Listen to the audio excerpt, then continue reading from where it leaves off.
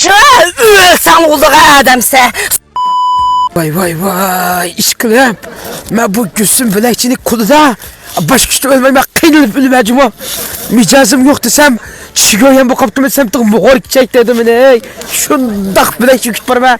Yelim bir yadın hacakan ütküt bilem. Ama ukulunu sak koydu. Oy can.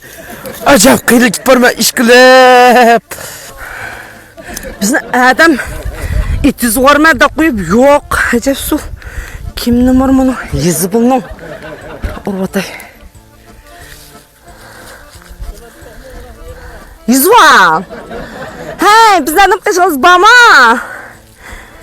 Ha, telefon orsam ne taraftan bir kıza gel kıldı. Nima gıncıdan da o kupucuğundan birim dedi o. Ha? Hemen bir bakay. Ha, buldu ha. Otum, da yotkan bizne adamı nima? Yapır! Hakka yaditini koysa! Ne buldun anak? Micazım şundak yok yakıma çigoyinum kozgulup durup da benim.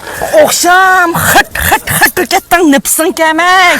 Ne bol kedaptı mı? Ne bol kim urkoğsan bunu bu itizıkladılar. Haca gül işte düşmünüp tika. Şu körüp urkoyuyor oldu buna. Kosaca gül. Bizi hoşuna haca gülüm am daha yeni kas haca gül dap. Sılat onda urkoğdum sana. Burunku aşığın. Haca gül haca ay. Şundak saat göre gitmezsem işte çıray mırayın rast yaksam çıkar kutu işten de hüpüt bana cuma. Haca güller okun urkoğanı mesat göremek kimse göründü. Recepcan. Balık baka ben aşk öydün tuyup. Saçı ölsen oldu adamsa. Sonunda işim ağrım bunun ekettim etiği. Ne bu? O kadar zakatı ne? Lokma ah. Lobo dedi karabını. Bizimki putumumuzdaydı. Bilin ağrıydı. Keçiz uğlatmay o akatım çıksa. Ha. Ben kıyız emez bu mişellerimden bırak bakalım ne? Bu lokma an asli lobo bu kebir kıyametim kıykaske. Ben oldun katım radyo bunu Allah'a kara. Bu yıllıkta birinci aydan 8. aylara gideceği yıllıkta mükafat çıkıp kara. Seyyaha. Buna yıllık pul mul heminim çıktık emez mi? Seyyalah hacer günlerine vermezseniz ya. Hacer günlerine. Sizden mi var kardeşim? İşkılıp ben oylaysız. Muş ala karta bütün yıllık nemlege masildik emez mi? Okşimci yaman çıkıp barsa şunun işilt baksın der. Ekedim tuvalet kıttı. Sen bana hep öykü tutar. Ben bana utul tügende ama işten kıyıt mağacıma.